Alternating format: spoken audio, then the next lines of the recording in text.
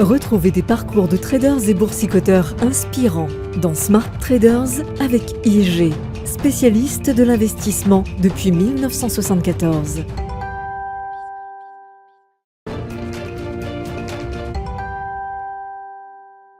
Bonjour à tous, aujourd'hui dans Smart Trader, on revient sur la folie spéculative qui a concerné le titre GameStop début 2021. L'histoire de la folie spéculative sur certains meme stocks comme GameStop ou AMC a tout d'une histoire de Robin des Bois des temps modernes. Il est cependant très compliqué dans les faits de savoir combien d'investisseurs sont réellement sortis gagnants de cette histoire. Une chose est sûre, cet épisode a fait naître un nouveau rapport de force sur les marchés financiers. Tout commence sur la page de discussion Wall Street Bets du forum Reddit. De nombreux traders individuels y échangent autant leurs convictions de trading que des bons mots. Le forum est alors connu pour sa promotion de stratégies de trading impliquant des options ou des produits risqués, mais aussi pour compter de nombreux investisseurs peu initiés parmi ses membres. En août 2019, un trader au pseudo de Roaring Kitty annonce avoir acquis des options d'achat sur l'entreprise GameStop. Derrière ce pseudo se trouve Case Gill, un ancien analyste chartiste. Il est convaincu, après avoir analysé l'entreprise en profondeur, que les investisseurs sous-estiment la capacité de l'entreprise à rebondir. L'entreprise GameStop apparaît à ce moment-là en difficulté aux yeux de nombreux investisseurs. Son activité principale est la distribution de jeux vidéo dans des magasins physiques. Elle possède d'ailleurs en France l'enseigne Micromania.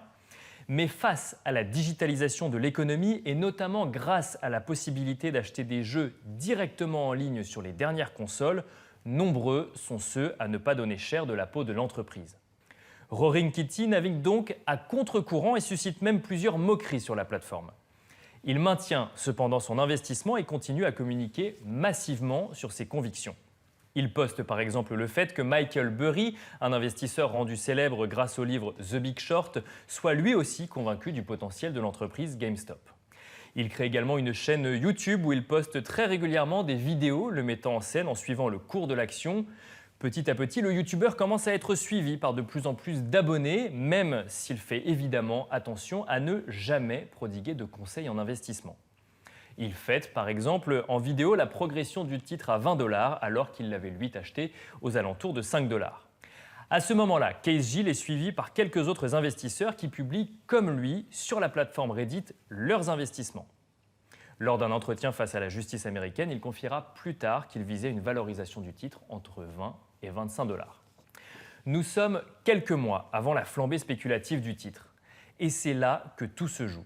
Les investisseurs, grisés d'avoir eu raison là où tout le monde avait tort, se rendent alors compte que le titre GameStop est shorté par plusieurs hedge funds. Ces énormes fonds d'investissement vendent le titre à découvert, ce qui devrait normalement avoir pour effet de faire chuter le cours de l'action. Pour rappel, le mécanisme de vente à découvert est le suivant. Le hedge fund demande à une banque ou un intermédiaire de lui prêter une action GameStop qu'il s'engage à lui rendre plus tard. Entre-temps, il vend l'action, encaisse une plus-value et espère que le titre baisse suffisamment pour le racheter moins cher et le rendre à la banque ou à l'intermédiaire en question. Une opération qui peut, si les volumes sont suffisamment conséquents, faire chuter le prix de l'action mécaniquement. La nouvelle alarme évidemment les traders de la discussion Wall Street Bets et plusieurs d'entre eux commencent à y détailler le mécanisme en question, mais surtout le moyen de le contrer. Pour cela, il suffit, selon eux, de prendre les hedge funds à leur propre jeu et de souscrire des options d'achat sur le titre GameStop. C'est-à-dire acheter la possibilité d'acquérir plus tard une action à un montant défini à l'avance. Pour proposer ce type de produit, les brokers par lesquels passent les investisseurs sont obligés de se couvrir et d'acheter eux-mêmes les actions en question afin de pouvoir effectivement les proposer si les options sont exercées. La plateforme s'emballe alors et une sorte de mouvement de foule numérique se décide d'engager un bras de fer. Un bras de fer dont l'objectif est de donner une leçon à ces hedge funds. Des milliers, puis des millions d'investisseurs individuels souscrivent alors des options d'achat ou achètent directement les actions GameStop. Cela fait gonfler la valeur du titre, attirant d'autres investisseurs et ainsi de suite.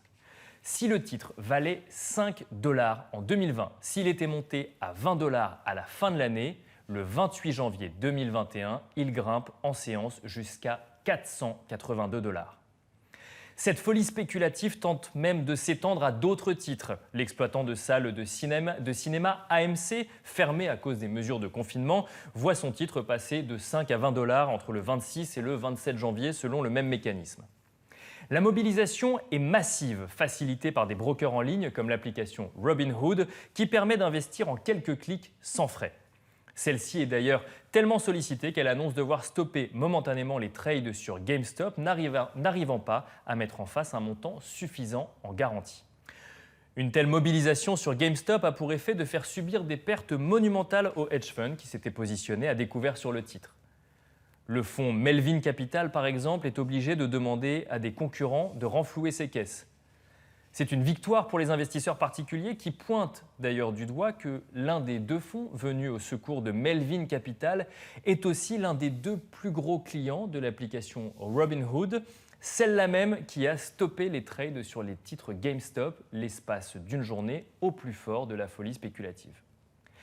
Attention tout de même, si ces hedge funds comme Melvin Capital ont été les grands perdants de cette histoire, de nombreux particuliers ayant acheté des actions GameStop ont eux aussi perdu beaucoup d'argent. En effet, n'oublions pas que ces mouvements de marché favorisent ceux qui sont entrés lorsque le titre valait peu, mais pour l'investisseur qui entre sur le titre au plus fort de la folie spéculative, la chute peut être brutale et les pertes peuvent être colossales.